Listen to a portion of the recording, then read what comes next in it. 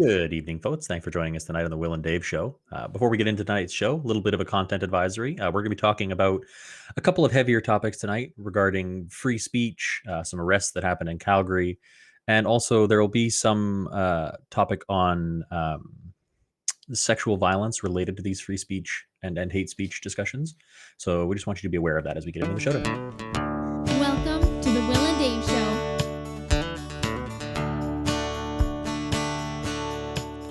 Hey, Will. Hey, Dave. We're back, man. We are. It's been a whole week. 7 days. Hmm. So depending on your belief system, the Earth was created in the amount of time it took us to prepare for this show this week. It's your thing. Yeah, you're not buying that, are you? You know what? I would subscribe to a metaphorical interpretation. I don't know if it was 7 days as we measure them. There you go.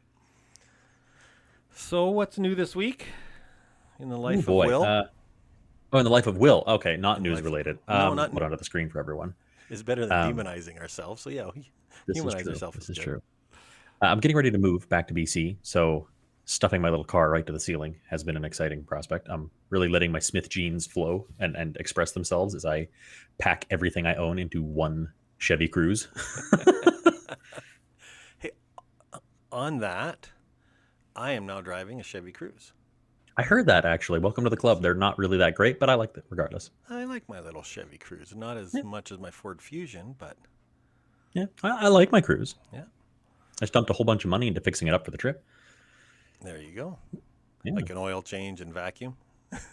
Oh, no, you should see it. It's the cleanest my car's ever been since I bought it. Oh my god. Yeah, I got oil change. I got my tires checked out. I got some mechanical stuff checked out. Some of it fixed and some of it just diagnosed to make sure it was safe to drive. I'll have to fix it when I'm in BC.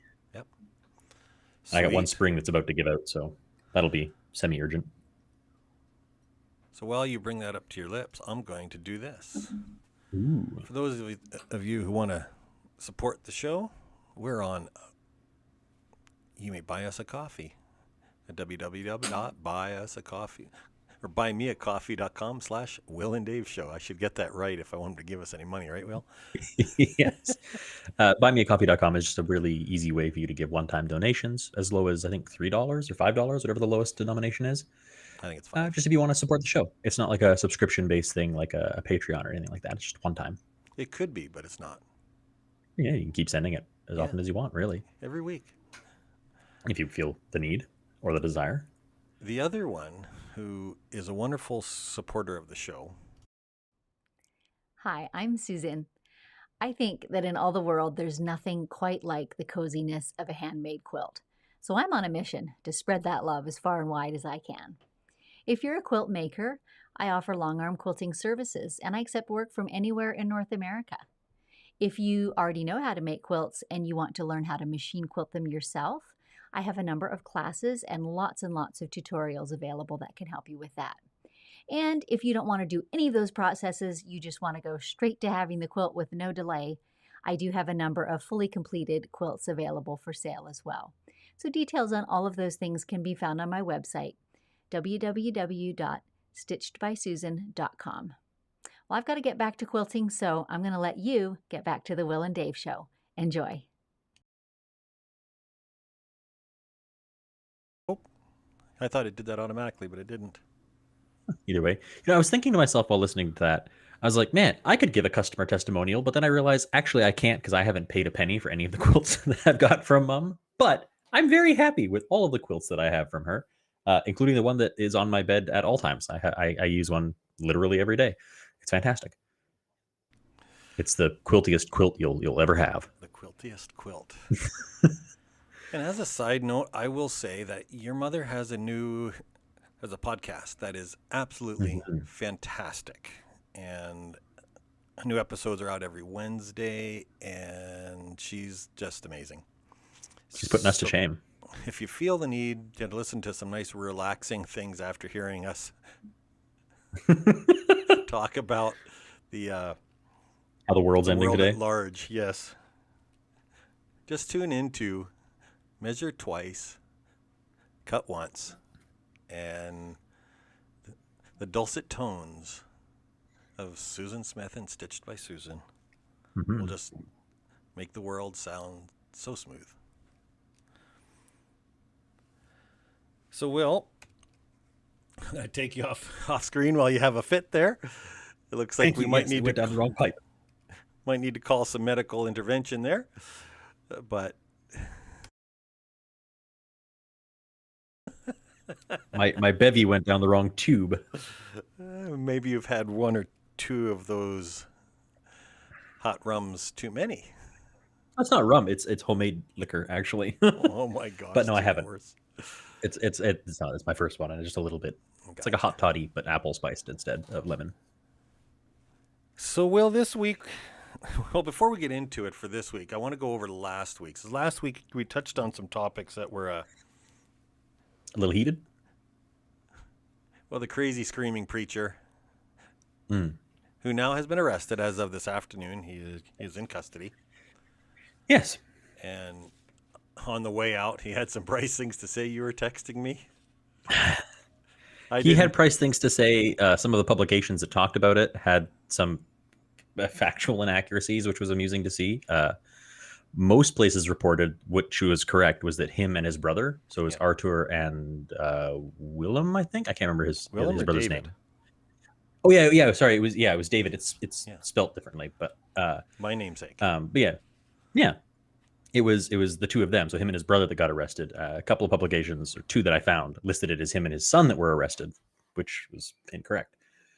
And Mr. Pawlowski uttered the so quotable line when he was refusing to stand up. So the officers had to carry him away because he refused to stand.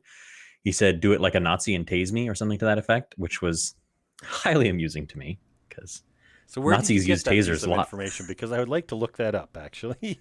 I believe I got that from a quote in the video because they were dragging / carrying him away. I'd love to. And he find screamed that something video. to that effect. I don't know if that's the verbatim quote, but something to that effect. I found it amusing because I remember in all the history textbooks, the Nazis used lots of tasers. That was their go-to implementation or implement for hauling people away. Was tasers. Yeah. The thing that, and we talked a bit about this last week, is I don't see the need to jail these people, and you do, because if they're going to endanger public health, you're saying we need to enforce these things, and if they're going to keep on doing it, it's okay, let's put him in jail. And the comments on Facebook are very much that way. Stick his ass in jail. Let's get rid of this guy. He doesn't need to be out there. The way I see it is what he's doing by actively fighting, not just like disagreeing with, but actively bypassing and working against public health recommendations. What he's doing is, by my estimation and people of my mindset, is adverse to the public health. Like he's putting other people's lives at risk by doing it. So one way or another, they have to stop him from having those meetings. What happened in Stony Plain was boarding up the entire church and putting the whole building on lockdown. I think it's probably easier to lock one dude in jail than it is to try and cordon off an entire building. Now they can just, in theory, lock the doors and send him to jail. Is it a jailable offense? I'm assuming so because the court said so, but I don't know if it's morally speaking a jailable offense. I mean, in the public eye, in perception, is it a jailable offense? And the reason I ask that is because, as you know, because I gave you the heads up earlier, we have in Canada, the judges are releasing violent criminals. Yes. Out of jail in the guise of COVID, and we're saying, you know what? It's okay to put a guy away who pistol whipped somebody and who tasered a guy. We have home arrest or home invasion folks, and it's okay to let these guys on the street because, you know, they're good, upstanding citizens. Well, there's a pastor who defies our health order, and we're going to stick his ass in jail. So if you're logical, if you look at this from the standpoint of Joe Schmo on the street and say, okay, so he opened his church up, but, you know, he isn't hurting anybody in the sense he isn't stabbing anybody or killing anybody. He might be, there might be risk, although everybody has the option of going to his building or not. And so it's not. Yeah.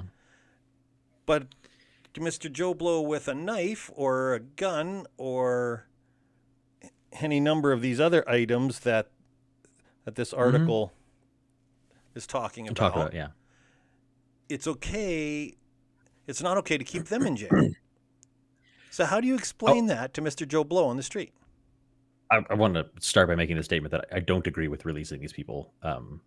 At the severity of their crimes where they've put other people's lives at risk, when you're talking, like, as you say, violent offenders, as far as I'm concerned, our concern for their safety from COVID, it should be very limited as they put somebody else's safety in danger of their own volition. So I think they're kind of waiving their right to that special treatment. Small time offenders I could understand to reduce population within holding cells and whatnot, but violent offenders I don't see. I'm right with you in that I don't see why they should be let out in the numbers they're being let out with the See, very here's my minimal question, though, explanation. Will. If you look at this article on the screen, it's this guy, Mash Abshir, who allegedly, even though he was in jail for this, allegedly he rented a silver Chrysler. He drove. He's in a car. He drove with these gunmen up to a house. They waited until the victim arrived home, and they shot him with handguns. Yeah, he was the driver. Yeah. And they said, you know Excuse what? me. You didn't actually pull the trigger, so therefore we're gonna let you go. I mean, But you're a logically pastor. speaking, he's a low risk. He himself is a low risk offender, but I still agree with you that he's the kind of person that Okay. shouldn't be getting let out. So I'm going to go back to a part of my argument from last week that when you have a government who makes these illogical decisions, who does these things that make you go, wait a minute, where's the thought process in this? And yet, we believe them when they say, yeah, we have to lock everything down. When we know their thought process is flawed. It's been proven. Yes and no. I Okay, say that wanna a hear lot. the I no. realize I realize I say yes and no a lot. Yes, I think questioning what our government is doing right now is a very valid thing. There's a lot of things they do that are weird.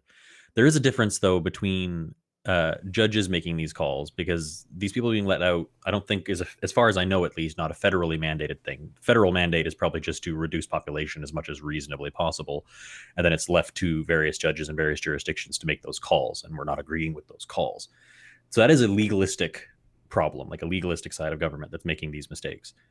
The health orders and Well, lockdown things, those are suggestions coming from doctors first. but hold on, Will.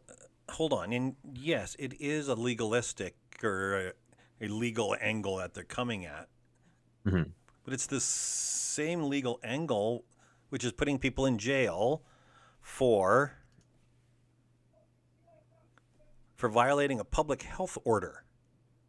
Yes. So this is bad. You violate a public health order, you go to jail. Do You you? drive a car for somebody who shoots these guys, you get to go out on bail. What's wrong? So Or are they making a statement? I don't And think the they're making a statement is statement. don't mess with us. I don't think they're making that at all. You don't think so? I don't think so. I think maybe a federal mandate might, maybe, but I don't think any police officers, as is, I think, very apparent with this Pawlowski situation, the officers don't want to be doing this. They don't want to be arresting this guy. They don't want to be going to his church. They want nothing to do with it. I mean, apart from the fact that he's just been a troublemaker in Calgary for years, they don't want to have to enforce these things. They would rather people just did the basic thing and complied. Oh, I get that. I'm not arguing But- that Artur is an upstanding citizen. No, I just mean I don't think But let's leave him out of the equation. Again, let's look at Mr. Jim Bob in Edmonton, Mhm. who didn't scream at the cops, Mhm. turned himself in, and they said, yeah, you're a good guy, but you know what? You're going to jail. And this other guy who killed somebody is not. Or who pistol whipped somebody. Or who tasered. And we I- want to trust them to make right decisions. And again, this is why there's a whole bunch of people like me who say, wait a minute, how can we trust this government? It's more complex than just that. And once again, you're conflating what these judges have done in letting these people out, which I think is wrong, and what health officials are recommending for COVID regulations and same. lockdowns. They're not the same. They're not the same parts of government. If The this was sin's all not a the federally same, but mandated, the consequences are. the Well, consequences might be, but it's not the same people making these decisions. It's not one big group or one cabal that's making these No. calls, and we're just getting shafted by them. We have a guy There's a who difference says, between judges making these calls and health officials advising what we should do during COVID. and I'm not arguing the sin. I'm not arguing the crime. What I'm arguing is there is a judge who in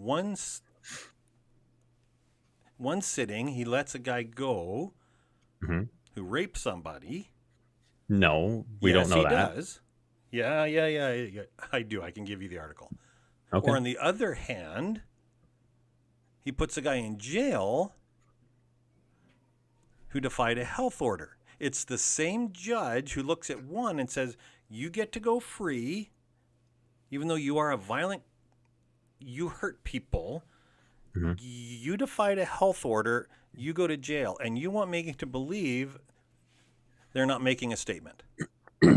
Well, That the judge in this case is making a statement saying, I don't think he is. you are a greater danger to society as a pastor who held a service?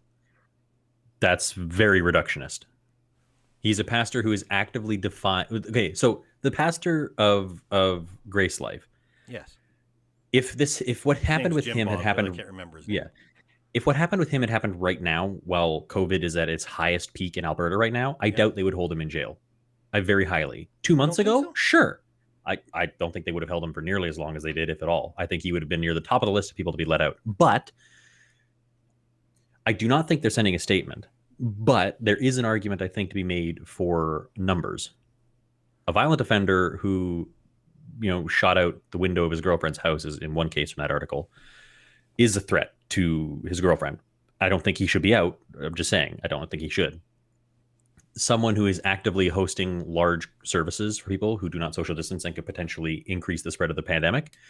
There is something to be said for a judge who could look at that and be like, lots of lives at risk, one life at risk. I don't think that either should be out and about at all, but I certainly don't think it's someone making a statement like you better not ignore the health orders or else. I don't think it's like that. You don't think so? No. You I don't think anyone wants to be jailing these pastors. No, I don't I'm think sure so. what they really want is them to obey them. I'm I sure that's think what so. they really want, is just obey us and go away. You don't think that erecting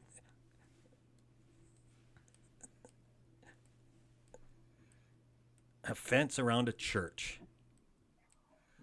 and posting a guard I'm going to is assume not a statement?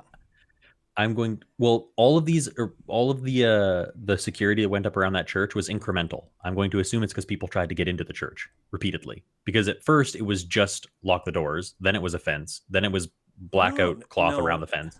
No, it was that's not all at once. It was not all at once. Will, I'm positive because I looked up a timeline for it when we Read the talked about it article. previously. read the article. It wasn't all at once. They arrived on the morning, they locked it up, and within 3 hours, it was all fenced off with black cloth. Yes, it was within 3 I will hours. double check this post show. I can't check it right now, Okay, but you I can will be double-check fact it checking that. post-show, although I did double check Remind this afternoon. remind me next week, and we'll touch back on that one. You're not on next week. I have a fun show next week. I can call in, but anyways, maybe I'll post about it on our social media. Check our Twitter that we never post to. Hey, I'm sure I'll remember to fact check it there. so here's what it comes to for me, and I have no love for government of any sort. I have this. It's so inefficient and it gets so illogical that it hurts my head. But on one hand, we want to look at them and say, yeah, I don't agree with you releasing these prisoners, but the same guy is over here and doing this, but that's okay when it's the same people.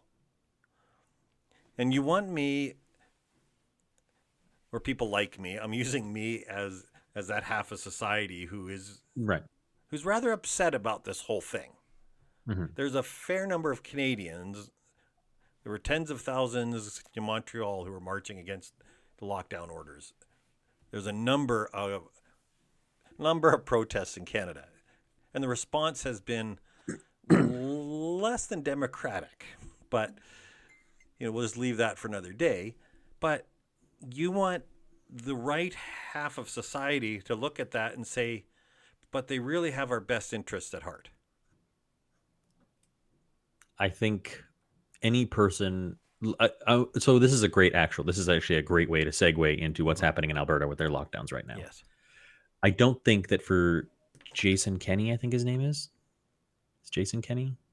I can't remember, but whatever yeah, the premier of Alberta is, he's in an impossible position right now because people are dying, hospitals are filling up at an astronomical rate, but he is built on a voter base that does not agree with the lockdowns and does not agree with COVID,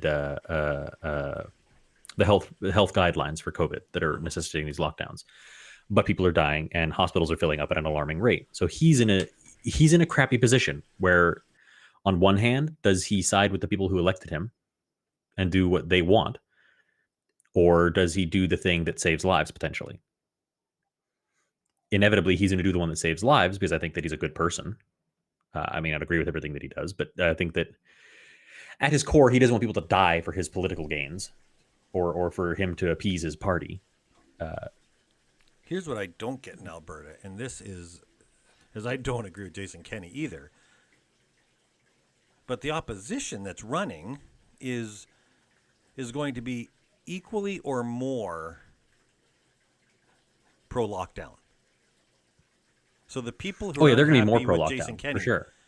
who are saying to get him out of office, the people who are going to come in Oh yeah, are going to lock it down They're- even worse. So leave Kenney Oh, yeah. alone because Oh yeah, on the political side, yeah, they're cannibalizing their own party, and it's only Yes. going to lead to another NDP premier, and then they're going to be even more angry. They need to. I don't get the upsetness, the anger at him because he really is not. He is a problem, but he's not the biggest problem. I think he's doing the best he can with a terrible situation. So I have this sneaking suspicion that a lot of this is coming in from the federal level and not the provincial level. I would be surprised. I think people are dying in Alberta. I mean, health experts are saying that if nothing's done within less than a month, hospitals are going to be past capacity. Give me half a second here. I'm going to let you respond to that quickly while I mute myself. It's so hard for me, Will, because I look at this from the standpoint of the everyday Joe Blow who turns on his TV and he sees a survival rate of 99%. He sees all these other the statistics which may or may not be accurate, and I'll give you that part. Except all of those are handed to him through federal channels and through state or provincial channels. State and provincial or federal channels are the only way to get information out to an entire country efficiently. So when they read the statistics and they say, we have a survivability rate of 90-ish, 99%, 98%, all depending on who you talk to or how you interpret even 99%. That's fair. And yet we're going to trash the economy, have huge issues through mental health, etc. It's hard to convince them. I'm not saying impossible. It just is. And again, I come back to that angle that says, you want me to believe a government that releases hardened criminals Again, and jails other people. And you're equating you're equating the decisions of one portion of government, in this particular case a couple of judges or even a large group of judges. Anyways, you're equating the decisions of one section of government as the decisions of all of government. There is no way that government is so perfectly in sync with itself. There is no body of governance that is that in sync with itself. Not in Canada, not in the States, not anywhere. To look at the bad things that one section is doing, there are other things that they may have done well. And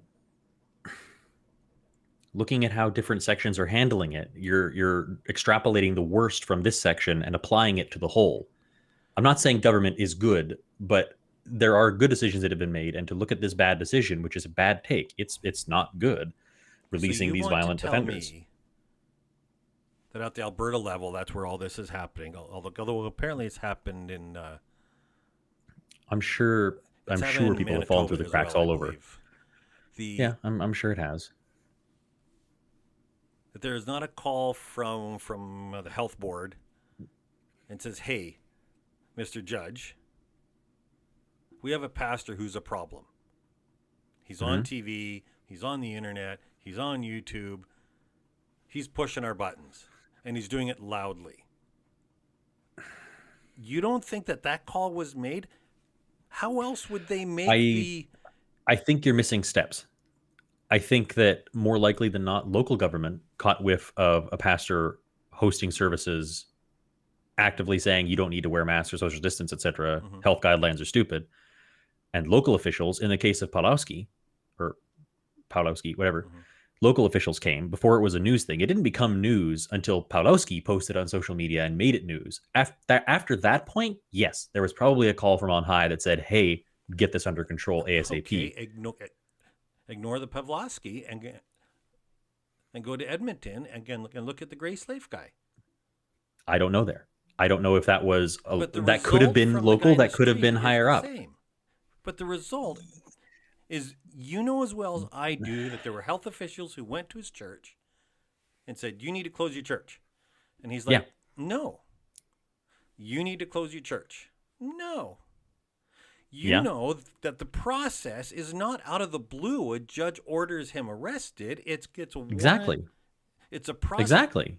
It's a process out of the health board that says, absolutely, this guy's a problem. Yeah. What are you going to do about it?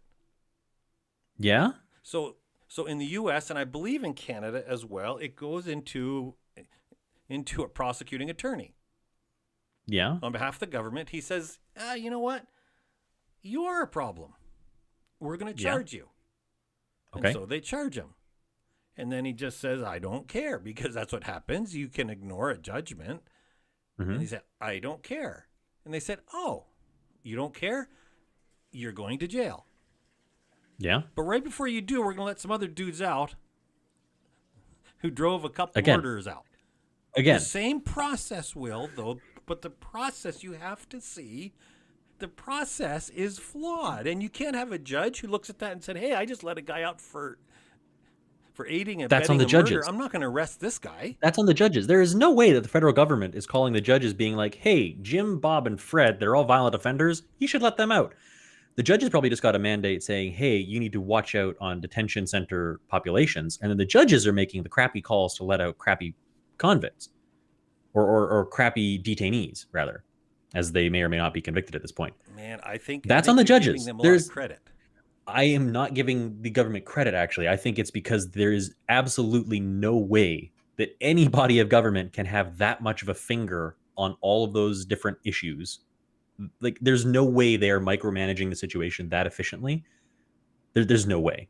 In the same sense that I believe that with this whole Bill C-10 thing, with Canada potentially censoring social media posts left, right, and center, for a government that is so incapable of even doing its base job, you cannot convince me that there is any way that a government can overwatch so much stuff. I want to come back to you saying that. Sure. I think that situations like these, the poor overarching federal decisions aside, I want to, like, these smaller instances like these people being released or these arrests happening or other instances like this need to be more heavily attributed to smaller boots on the ground decisions that are good or bad, as opposed to just some overarching federal decision, like just government bad decision. There are bad decisions being made at smaller levels too, that we're attributing to some big, what's the word I'm looking for? Some big baddie in the sky that is federal government, Trudeau, whatever you want to call it. Because it's just easy to hate that.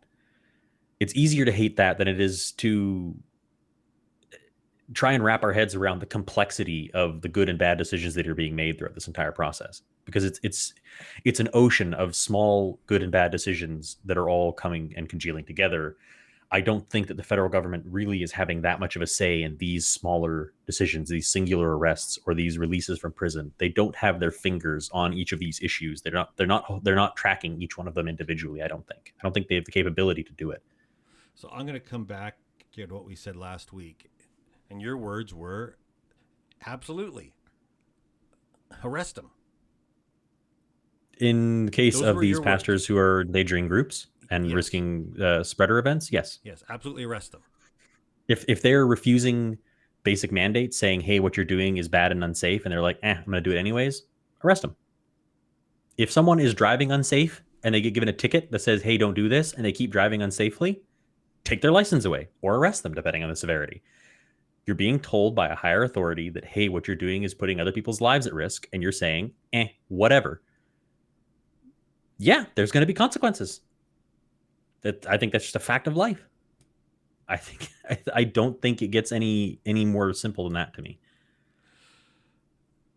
I mean, there obviously is more complexity to it, but in these cases, there is much more complexity there. And we're going to move on to free speech here in a second, because I think it's Right. important that we don't spend the whole night on crazy pastor peoples. But it'd be easy to do. It amazes me, Will, and you're not the only one. So I'm not going to point the picture at you. Point the picture at you. My gosh, I can't even Point the finger at me? I'm not going to point the finger at you, even though I could. It is amazing to me. There's an ability on the left or on the more liberal-minded to look at the government and say, yeah, the government sucks. The government, in your words, is failing to fulfill its basic mandate. In many aspects, yes. In many not all, aspects. but many. Yeah. And on the same hand, you turn around and you say, yeah, but you know what? In this lockdown, we need to do what they say. And you don't, and I say you as in you in those who are left of center. I'm not, as you are, or the more understanding of the bunch. There's not a question in your mind that says, wait a minute. Is it really true? There's plenty. Do you remember the movie Men in Black? Yes. Do you remember after the whole recruitment process when Kay sits down with Will Smith at the pier on a bench? Do you remember the quote from that moment? No. So this may not be verbatim, but this is the gist of it is people are dumb, stupid, panicky creatures, and you know it. A person is smart. I think that a person can read things and make decisions. People as groups, as crowds, are so incredibly fallible. And I think that having an overarching body that pulls in experts and makes overarching decisions for these large groups to safeguard them, I think to a certain extent we have to extend some trust to them who find the experts. I don't think that there's any way that you can convince me that a handful of scientists or doctors and a handful of politicians who think that lockdown procedures are bad weighed against a government who has access to the best doctors in our country. I know which one I'm going to put my faith in. I don't have faith is a strong word. I don't trust them implicitly by any stretch. But if I have to choose between A or B, I know which one I'm going to pick. In regards to that, I can still criticize the thing that the decisions the government makes and question them. For sure. Is the rub, Will. As you know the track record of the federal government. You know the track record and you know the inability. And yet you have a doctor, a scientist who you don't know from Adam. No, I don't. Who you do not know. And he looks at you and he says, hey, the government's wrong. And your reaction is, but the government is larger and it can hire more people, so therefore it must be smarter. So therefore, you who I do not know if you are accurate or not, you must be wrong because the government has more ability to choose? If we're talking about things where I have more time to look at, if they're arguing about, I think you've had enough time. No. Hear me out though. If we're talking about things like, I'm trying to think of a good example. Universal basic income is a good example. If we're looking at concepts like universal basic income, and I have government says, yay, UBI is the way to go. And we have a couple of economists in Alberta that are like, we have issue with that. Right. I have a lot of time to sink into seeing what these economists in Alberta have to say or what their projections are and all these different things. When it comes to COVID, yes, it's a year and a half old, but it was killing people right from the get-go. So when it came down to Do I trust these few doctors who say COVID's not that bad or the lockdown procedures are not worth it? Or do I trust the majority of these people that are being hired by the government, which obviously nepotism and favoritism exists in government just like any other workplace, but I'm going to assume that there is a higher caliber of people in greater numbers at a government level that are making these decisions than small private doctors disagreeing with them. It's not a matter of implicit trust. I have no implicit trust in government whatsoever. But when I have to choose who to trust in these situations, I'm going to assume that the people at the top who, whether ethically or not, have built our economy and manage our healthcare systems, that they have a better understanding of what needs to be done for the country. Now, does that mean that I like all the decisions they've made? That just amazes me. Oh, there you go. Now you come through. That just amazes me that in one breath you'll say that they fail at their basic mandate. And you're not the only one that portions says of their that. basic mandate. At portions, not the entirety of it. There's a lot of people who say that. And yet on the other hand, we say, yeah, but you know what? If it's really important, I'm going to trust you. And it's all really important. Especially when in regards to COVID. But when we look at them and we say that, yeah, you suck, but I believe you. I don't know. Or we look at other governments or we look at other states here, other provinces, and we say, yeah, but you know what? Yeah, no. It's not black and white. I look at their lockdown procedures. Like at the beginning of COVID, I think I was very proud of Canada's lockdown procedures. We hit lockdown relatively hard, really early, somewhere between the United States and New Zealand. And Canada's COVID numbers were quite low during the early pandemic. They did not rise like most other countries. We were really good. We were an exemplar for some countries. And then when it came to rolling out the vaccine, Canada was abysmal. We were absolutely trash at getting a vaccine purchased, getting it shipped, and getting it handed out to people. And we're still trash at it. Our vaccination rates are horrible. And between reduced lockdowns, because people want reduced lockdowns, we need to get the economy going, and a lack of vaccines, this is causing the skyrocket in COVID numbers. And so there are problems like the government's handling of getting a vaccine out. I think that the government's handling of the initial lockdown, great. A+, thumbs up. I think they did pretty good on balancing it against what we've seen around the globe. But they failed in another area that is now kind of compounding on itself. But that doesn't mean that all the government's decisions have been bad. It's not a black and white government good or government bad. Government can be good and bad. Well, yeah, you can look at a clock. It's right twice a day, too. I mean, well, in this particular case, I think the clock is right at something, and it will be right once in a while. And I look at the government in Canada. I look at the government in the U.S., and I say, wait a minute here. Look at our state, the state of Washington, which is slowly opening up, but it is so slow it hurts. Mm-hmm. And you look at Texas, you look at Florida, where cases are on the decline, wide open. Because they shoveled so many vaccines down people's throats. No, it was they hilarious. were open a month ago before vaccines were as big as they were, Will. They were open way earlier. And well, I know you don't know, and I don't know. But here's the thing, is we look at these things and we say, I believe my government, which is locking us down and sticking the thumb screw on us. We're throwing our pastors in jail. They're good. And I look at Florida and I look at Texas and I look at some of the others who obviously, their governments are more right of center, who are more about, let's let them go, let's be done with this. Look at Idaho.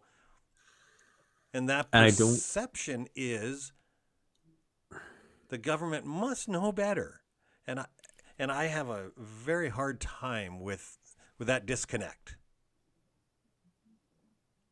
with the logical nature of that disconnect. I think that, again, I know you're not intentionally doing it or trying to put words in my mouth, but you keep using the terminology along the lines of, but I trust the government, or, but I believe in the government. And those are very strong words for how I feel. Yes. I do, to an extent, trust them to do what they think is right for the country, in the sense that I don't think our government wants our economy to completely collapse or a ton of citizens to die. I think they're trying to mitigate that as best they can. and they've made mistakes in the process of doing that, and now they're having to do things that make them even more unpopular. And there's criticism to be levied at them for sure, but I'm not going to stop. I'm not going to now ignore their advice because they made a mistake, or mistakes, even plural. I Looking at things like Texas, I don't know what the factors are that allowed Texas to do what it did. Right. On the flip side, you could look at places like New Zealand, who had the strictest lockdown imaginable out of the gate, and they've had virtually zero cases because they've kept it as strict as it needed to be. They were very hard and fast with their lockdowns. So they ran it differently, and they did well. I don't know what all the factors are there either. So But both of these are good examples of the reason why I'm not a believer in the conspiracy theories. This is all George Soros, all that kind of stuff. As I don't think they could get the diverse in place. What's the word I want?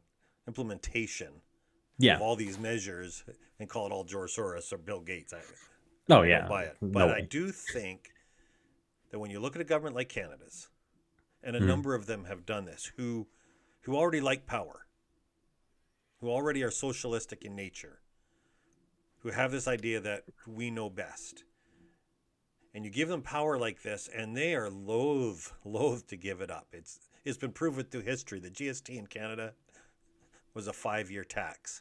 And how many years ago was that? 1984, I don't know. 85. It was implemented. It was before you were born. Yeah. And it was a 5-year tax. And so many of these things are it just is one of the things that just drives me crazy. But And that certainly, I think that is a very valid point, and criticism of the Canadian government is it's giving it emergency powers is something that I'm not want to do, because, as you say, they like to hold on to it. yeah, Um, and they are holding on in to it.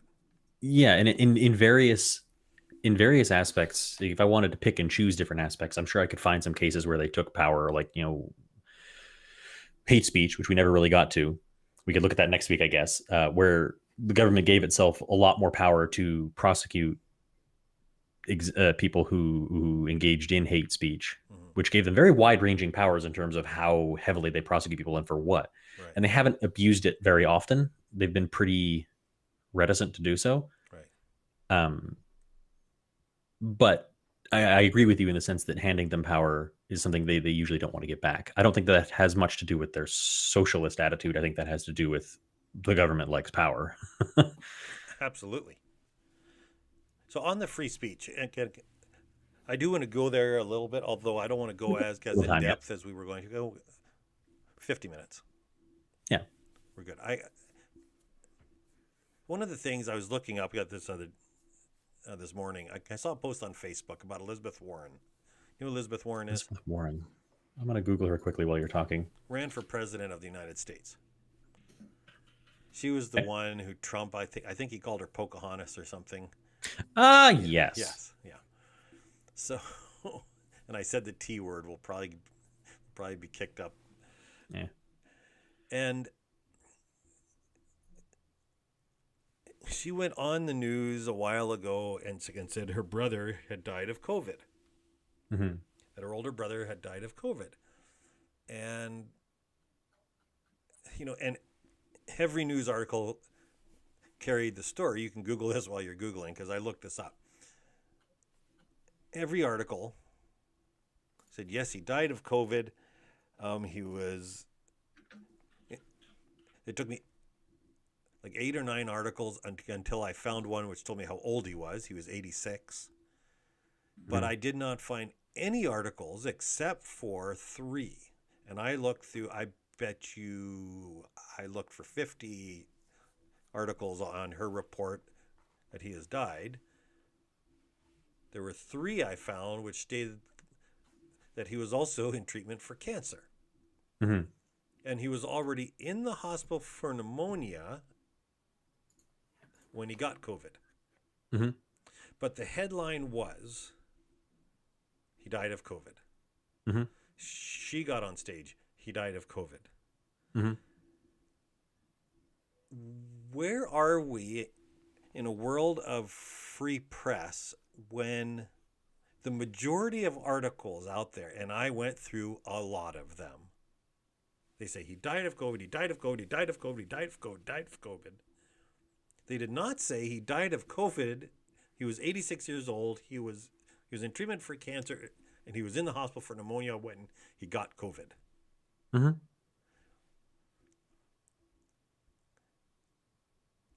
I don't understand a world which we look at that and say, this is okay speech. Mm-hmm. This is okay. And yet you will say, as others will, that if you are the guy that you want to talk about, we'll probably hit him more next week. Yeah, Bill Whatcott. That he's not okay. So one's inciting for horrible reasons in the Whatcott guy. Yeah. You know, he is an idiot, and I won't argue the fact. I think anybody who's Mm-hmm. rational looks at him and say he's a fringe guy. He's sort of like the Proud Boys, but you know, he's a fringe. Let him have his moment in the sun. Nobody cares.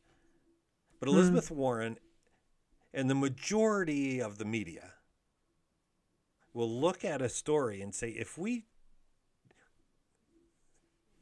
use this, we can spread the idea that COVID is deadly. Yeah. So 2 points to hit on. Okay. First off, I'm right with you, and that I think that articles that neglect information like that is very relevant to the article are abhorrent. We find that across party lines. Like there's no distinction between right or left as to who does that, because they all do it. Like I feel like the majority of large publications will happily spin stories like that, whether you want to call it spinning or just omitting of critical information, whatever floats your boat. I think that that's a very valid criticism to both sides and both sides journalism across the board. And for Whatcott, he was an idiot. I mean, I won't lie. But before we jump to Whatcott, I'm trying to think how to best to word this. The cynical, hyper progressive person in me, and I want to recognize that this is my this is a kind of a nasty backhanded take on this. Okay, that's fine. Because of I can't help it, yeah. And not something that I want to like stake it like this is not a hill I want to die on. Yeah. I wish that we as people didn't feel or didn't need to have stories spun like that to convince us that COVID is deadly. I wish we could take the majority of doctors' words for it, that it is deadly, and not have to have publications spinning stories like that and trying to make a sob story out of something that while sad is kind of not that sobby of a story, to try and convince people. Because that's what that article is there for. That article is there to try and convince people. It's trying to tug at the heartstrings. Oh my gosh, your brother died of COVID. Wow. Oh wait, it hit close to home. Hey, that's Will, what it's trying to on do. The screen, my mic fell down, so I'm going to leave you talking for a minute. Okay. So that's. I wish that wasn't the case. You're still on the screen there, Dave. There we go. It's just me now. So I wish that we didn't have to spin stories like that. But again, I feel like that happens on both sides. I really don't think that's an exclusively left or right failing. I think both sides do it. To transition into Whatcott, the difference, there's a very big difference between that and the omitting of information, which I believe is disingenuous and bordering on dishonest. It's not lying outright, per se. I think I'm back. Yeah, you are. But what Bill Whatcott does, the reason it gets classified as hate speech is the language that he uses, not necessarily the idea that he propagates. So for those of you who don't know, Bill Whatcott was I'm going to quickly peruse this on Wikipedia. I believe there was a tribunal in Saskatchewan that fined him or found him guilty of hate speech, and they fined him $1,750 by the Saskatchewan Human Rights Tribunal for distributing material deemed hateful by the Human Rights Tribunal. That case ended up going through the Canadian Supreme Court, and it was a very big deal. There were a lot of bodies involved in that case for both sides. He ended up being found guilty and being forced to pay said fine. But the difference isn't because he's propagating So before ideas you of like say that, he appealed and won the first one, and then he trying to find it. appealed again. Right. So they appealed to the Supreme Court of Canada. So he was fined. Mm-hmm. He appealed and won, and then it went to the Supreme Court of Canada. Yeah. And Bill Whatcott's ideals of, his being against homosexuality, his being against abortion, etc., are, while I don't agree with them, those are fine things to discuss. I think he's a moron, but they're fine to talk about in the same sense that I think that, COVID being a hoax or voter fraud are fine to talk about, sort of, kind of. I mean, when the acting president of the United States starts talking about fraud as he did, that's maybe a problem, but not hate speech. I think it's stupid, but not hate speech. But when I can't throw up any examples, and I don't want to be too graphic or gratuitous, but with the flyers that Bill Whatcott hands out, they have very graphic imagery, and they use very harsh language, like equating, making statements that homosexuality leads towards infant mortality rates or birth defect rates, etc., which provides no evidence for it, but just the imagery that he uses and the wording that he uses is very, very aggressive. And then when he gives these flyers out in public places or in schools, some cases he handed flyers out in younger schools. Most of his cases he was handing them out in high schools and colleges. So what he was charged with, or one of the things, was for picketing outside of an abortion clinic and referring to its workers as murderous, abortionists, and disseminators of AIDS. Yeah. It's okay to criticize abortion. It's okay to criticize legislation around abortion. But to go outside of a person's place of work and call them murderers and disseminators of AIDS, I think that would qualify as, I think that deserves some manner of repercussion. He can say it, but he can't say it without consequence. He didn't go to jail for it. He just got fined for it, I believe. He has been arrested for other things that he's done. Don't get me wrong. Yeah, the gay zombie thing was kind of funny. It was something. I give him full marks. I give him marks for creativity. He gets that. Arts and crafts. He got a first place ribbon there. But Google it. I'm not going to get too deep into it. But he managed to infiltrate a gay rights parade in Toronto. Gay parade, yes. In costume, and quite the thing. You know what? He gets marks for that in my book, for hilarity at least. But so a warrant was issued for his arrest, and I haven't heard more on that. I do want to read more into that. I believe the warrant was, yes, the warrant was from the Toronto Pride. Yes, it was, because of what he was handing out at the Pride Parade. I'm trying to remember here.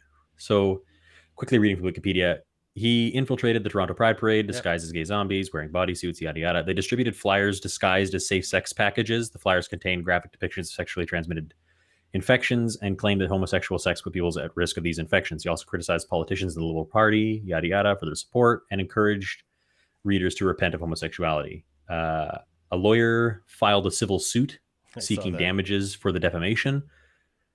I'd be interested if you won. The arrest warrant was issued for his actions in the parade, and he turned himself in. I don't know if he was ever actually arrested or held for any period of time, as far as I know.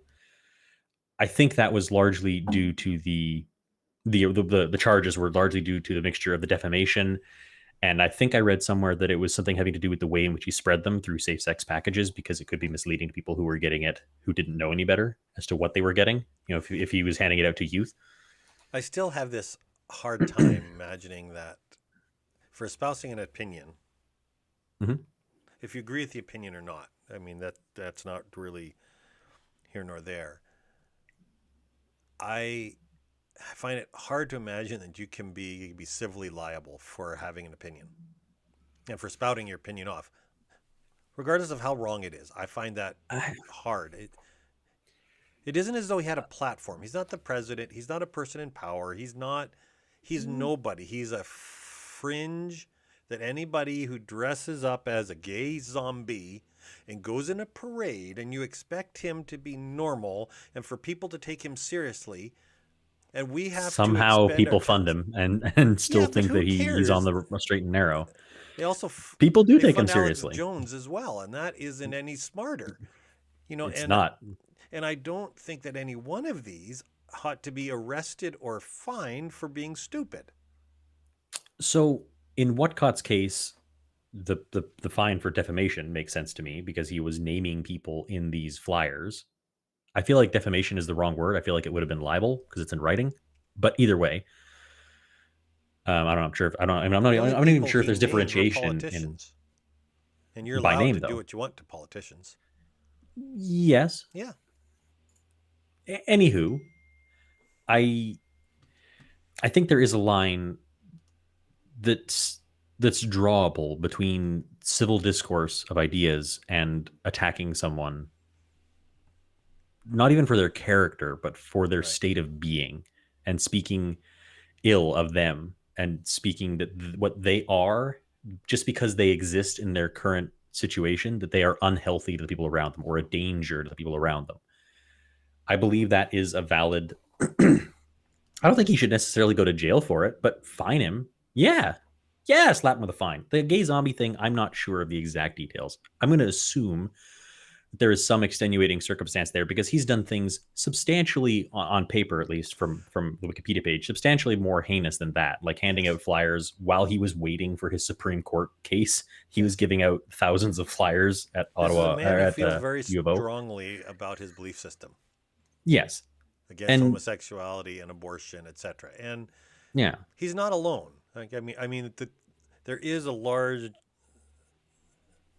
There's a lot of folks who don't agree with abortion, who don't agree with homosexuality, and not all of them are idiots and dress up as gay zombies and argue their position that way. Mhm. There are some of them who will have a conversation with you over coffee, who probably agree with his views, just not how he went about propagating them. yeah. Yeah, and that's Yeah. what I mean. Like, it's okay to talk about those things. If someone wants to sit down and have a coffee with me and tell me how they think that homosexuality kills babies, then sure, and I'm just as free to walk away from that coffee date. But if they're doing it in a public forum, like handing out flyers to the general public and potentially to children, I think that's reason for, at a minimum, fines. I feel like that's a valid response.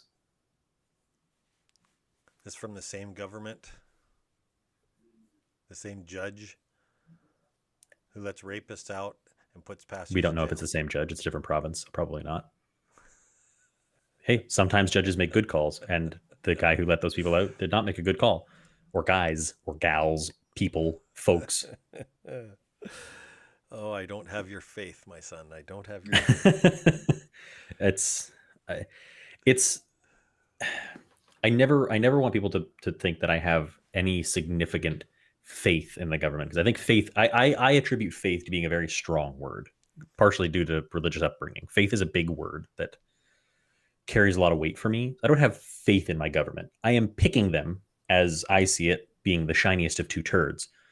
It's still a turd, but I think it's polished a little bit nicer than the other. So I will tell you that picking the shiniest of two turds in one election, it got us Orange Hair Man. And in the other election, we got a guy who can't walk a set of stairs and wears a mask on a Zoom call. Picking the shiniest of two turds is not always the best answer. Until a new option is presented, it's all I've got to go with. Until there's a less shiny turd. Until there's someone who can transcend being a turd in the first place, which would be really nice. It would. So on that note, I should cut this short. I do want to come back into the free speeches. I think all we did was we touched on the top of it, and I think it needs more We're going to time. become a free speech podcast soon. At this There rate. we go. One of the things next week that I'm looking forward to is my brother Mallory is going to be on the show. Yes, he is. And friend Soon of to be the my show, boss, gonna- Mallory. Yeah, and number one fan Tim Vandenheuvel is going to be on this show. Yeah. And you are not going to be on the show because you're going to be driving across the country. I will be driving across the country. I'm hoping that I'm somewhere that has signal. Yeah. I'm trying to think on Saturday. I will probably be, when the show starts, I'll be somewhere east of Thunder Bay. I should have signal, I would imagine. Okay. Or west of Thunder Bay, sorry. Okay, we'll call in on your So phone. I We'll may put you call in, or I'll certainly pull over and comment. I'll be listening to the show at least. I'll be judging you all as they try to take my place. If between the two of them, I expect them to come up with at least as much wit, charm, and charisma as myself. Well, if your they Uncle don't, I will Mallory judge will them do a harshly. lot. He'll do great. He'll be great. So. Jokes aside, they're both great guys, so they'll do great. They'll agree with you a lot too. So Well, you'll have that going for you. seriously, Will, I've been racking my brains all week for somebody who could co-host who does not agree with me, because I think we need to find somebody. And I had a name in mind, and I called her, and she didn't answer her phone. And I may get her on yet on one of your appendices, because the only thing I'm worried is I don't know that we'd be friends after the show. And at least I know with you, I'm related to you. You can't get rid of me. You have to tell me who it is after the show. I don't want to add her on air, but you'll have to tell me because I'm curious now. Yeah, so. Anyways, my son, have you got any wise words of wisdom for the fine folks out there? I do. Stay safe, folks, and don't die.